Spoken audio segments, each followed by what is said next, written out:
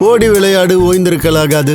அதுக்கு தான் சூப்பர் சரவணா ஸ்டோர்ஸ்ல சம்மருக்கு ஆடைகள் வாங்கும் போது அவுட்டோர் கேம்ஸ் ஃப்ரீ. ஓடு ஆடு விளையாடு. சூப்பர் சரவணா ஸ்டோர்ஸ் சம்மர் கோடையை கொண்டாடலாம். தங்க நகைகள் சோவரனுக்கு 3000 தள்ளுபடி, வைர நகைகளுக்கு 10,000 தள்ளுபடி, மேலும் பல சலுகைகளுடன் அக்ஷய சூப்பர் தங்க திருவிழா. Saravana store super jewellery, Chennai, Madurai, Coimbatore. எல்லா ஹவுஸ் ஒய்ஃபுக்கும் ரிட்டையர்மெண்ட் வந்தாச்சு. எஸ், ஸ்டெப்ஸ்டோன் ஆலம், western ghats, Pollachi near Kovai.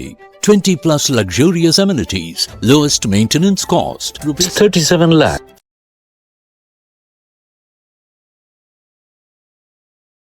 போர்த்தொழில் படம் மூலமா நம்ம எல்லாருக்குமே தெரிஞ்ச இயக்குனர் விக்னேஷ் ராஜாவுடைய இயக்கத்துல நடிகர் தனுஷ் நடிச்சிருக்க படம் தான் கரை. இந்த படத்துல மமிதா பைஜு, MS பாஸ்கர், KS ரவிக்குமார்னு ஒரு பெரிய நட்சத்திர பட்டாளமே நடிச்சிருக்கு. இந்த படத்துக்கு நம்ம GV பிரகாஷ் தான் இசையமைச்சிருக்காரு. வேல்ஸ் இன்டர்நேஷனல் பிலிம்ஸ் தயாரிச்சிருக்க இந்த படம் 1990களில் ராமநாதபுரத்துல நடந்த ஒரு பேங்க் தெஃப்ட கதைக்களமா வச்சு உருவாகி இருக்கு. கிராமத்து கதைக்களத்தோட ஒரு ஆக்ஷன் படமா உருவாகி இருக்க இந்த படம் இந்த மாதம் 30ஆம் தேதி ரிலீஸ் ஆக இருக்கு. இதற்கிடையில தான் கரை படத்துடைய ஆடியோ அண்ட் ட்ரெய்லர் லான்ச் சென்னையில இருக்க ஜவஹர்லால் நேரு உள் விளையாட்டு அரங்கத்துல ரீசெண்டா நடந்துச்சு. இதுல அந்த படத்துடைய படக்குழுவினர் அது மட்டும் இல்லாம நிறைய ஆக்டர்ஸும் இதெல்லாம் கலந்துகிட்டு இருந்தாங்க. சோ இந்த ட்ரைலர்ல என்ன இருக்குன்னா, வங்கிகளை கொள்ளையடிக்கிற நாயகனா தனுஷ் நடிச்சிருக்காரு. 1991ஆம் ஆண்டு வளைகுடா நாடுகள் மீதான ஈரானுடைய தாக்குதலால ராமநாதபுரத்துல இருக்க ஒரு கிராமம் எப்படி பாதிப்புக்குள்ளாச்சுன்றத கதையை தான் இதுல படமா எடுத்திருக்காங்க. ஓட்ட பிரிச்சு உள்ள இறங்குறத தவிர வேற எனக்கு எதுவுமே தெரியாதுன்னு தனுஷ் சொல்ற வசனம் அவர் ஒரு திருடனா இருந்திருக்காருன்றத இந்த படத்து மேல ஒரு பெரிய எதிர்பார்ப்பையே கிளப்பி இருக்கு. இந்த படத்துடைய ஆடியோ அண்ட் ட்ரெய்லர் லான்ச்ல நிறைய ஆக்டர்ஸ் வந்து கலந்துகிட்டு இருந்தாங்க. அதுல இந்த படத்துடைய நாயகனான தனுஷ் என்ன பேசியிருக்காருன்னா, நம்ம ஜெயிக்கிறதுக்கு கடவுளுடைய ஆசிர்வாதம் தேவை, அந்த ஆசிர்வாதம் எனக்கு நிறையவே இருக்கு, அதனால நல்ல விஷயங்கள் வந்து எனக்கு தேடி வருது. இந்த படத்துக்கு கரன்னு பேர் வச்சதுனால நிறைய விமர்சனங்கள் வந்துச்சு. அந்த சமயத்துல இந்த படத்துடைய டைரக்டர் இந்த பேர் வந்து கரெக்டா இருக்குமான்னு என்கிட்ட கேட்டாரு. கண்டிப்பா இந்த படம் ஹிட் அடிக்கும்னு நான் சொன்னேன்னு சொல்லியிருக்காரு. அது மட்டும் இல்லாம இதுக்கு முன்னாடி வேலையில்லா பட்டதாரின்ற படத்துடைய பெயருக்கும் இந்த மாதிரியான விமர்சனங்கள் வந்துச்சு.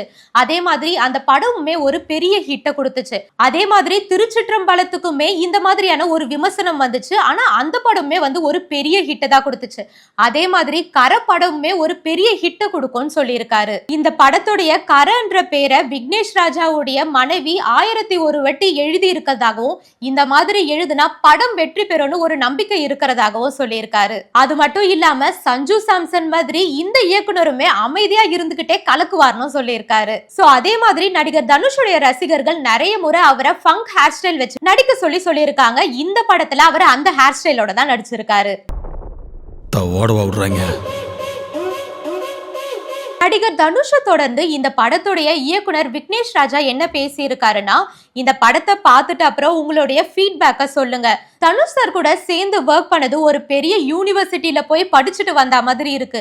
அது மட்டும் இல்லாம தனுஷ் சாரோட டீம் எல்லாருமே ஒரு விஷயத்தையுமே வந்து ரொம்பவே கவனமா செஞ்சாங்கன்னு சொல்லியிருக்காரு. அது மட்டும் இல்லாம இந்த கதையோ இல்லைன்னா இன்டர்வல் சீனையோ வந்து யாருமே வெளியே பகிராதீங்க. இந்த படம் ஸ்டார்ட் ஆகிறதுக்கு ஒரு 10 நிமிஷத்துக்கு முன்னாடியே தியேட்டர்ல போய் உக்காந்துருங்க.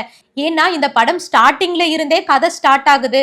படம் ஆரம்பிச்சு ஒரு 5 நிமிஷம் கழிச்சு போய் உக்காந்தீங்கன்னா படத்துல சில விஷயங்கள் புரியாதுன்னு சொல்லியிருக்காரு. அதே 10 நிமிஷம் கழிச்சு போய் உக்காந்தீங்கன்னா படத்துல நிறைய கதை புரியாதுன்னே சொல்லியிருக்காரு. அதனால எல்லாருமே வந்து படம் ஆரம்பிக்கிறதுக்கு ஒரு 5 நிமிஷம் முன்னாடியே தியேட்டருக்கு போய் உக்காந்துருங்கன்னு சொல்லியிருக்காரு. இவரை தொடர்ந்து இயக்குனர் வெற்றிமாறனுமே இந்த நிகழ்ச்சியில வந்து கலந்துகிட்டு இருக்காரு. எப்பவுமே வந்து தனுஷும் வெற்றிமாறனும் ஒரு நிகழ்ச்சியில சேர்ந்து கலந்துகிட்டாங்களாண்டே அவங்களுடைய ரசிகர்கள் கேட்கிற ஒரே கேள்வி என்னவா இருக்கும்னா, வடசென்னை 2 படத்துடைய அப்டேட் தான். அதே மாதிரி இந்த நிகழ்ச்சியிலுமே அதுக்கான அப்டேட்டை கேட்டிருக்காங்க.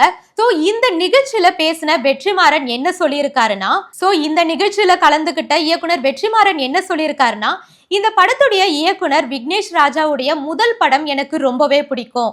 இந்த படத்துடைய இயக்குனர் விக்னேஷ் ராஜாவுடைய முதல் படம் எனக்கு ரொம்பவே பிடிக்கும். தனுஷ் அதை பத்தி என்கிட்ட நிறையவே பேசியிருக்காருன்னு சொல்லியிருக்காரு. அது மட்டும் இல்லாம கரை படத்தை பார்த்தவங்க எல்லாமே ஒரு பாசிட்டிவான ரிவ்யூவை தான் சொல்லியிருக்காங்கன்னு சொல்லியிருக்காரு. தனுஷும் அதை பத்தி என்கிட்ட நிறையவே பேசியிருக்காருன்னு சொல்லியிருக்காரு. அது மட்டும் இல்லாம கரை படத்தை பத்தி எல்லாருமே ஒரு பாசிட்டிவான விஷயத்தை தான் என்கிட்ட சொல்லியிருக்காங்க. பொதுவாவே படங்களை பத்தி நிறைய குறை சொல்றவங்களுமே கரை படத்தை பத்தி எதுவுமே தப்பா சொல்லாம எல்லாருமே ஒரு பாசிட்டிவான விஷயத்தை தான் சொல்லியிருக்கிறதாகவும் சொல்லியிருக்காரு. அதுக்கப்புறம் தான் நம்ம எல்லாருமே எதிர்பார்த்த மாதிரி வடசென்னை 2 படத்தை பத்தியும் பேசியிருக்காரு. அதுல என்ன சொல்லியிருக்காருன்னா, நான் எங்க போனாலுமே என்கிட்ட வடசென்னை 2 படத்தை பத்தி கேட்டுக்கிட்டே தான் இருக்கீங்க, அதுக்கான அப்டேட்டை நாங்க கூடிய சீக்கிரமே சொல்லுவோம்னு சொல்லியிருக்காரு. சோ இதை கேட்ட ரசிகர்கள் எல்லாருமே அடுத்த அப்டேட் எப்போ வரும், அது என்னவா இருக்கும்னு ரொம்பவே ஆர்வமா வெயிட் பண்ணிட்டு இருக்காங்க. சோ தனுஷ் நடிச்சிருக்க இந்த கரை படத்து மேல உங்களுடைய எதிர்பார்ப்பு என்னன்றத மறக்காம கமெண்ட்ல சொல்லுங்க.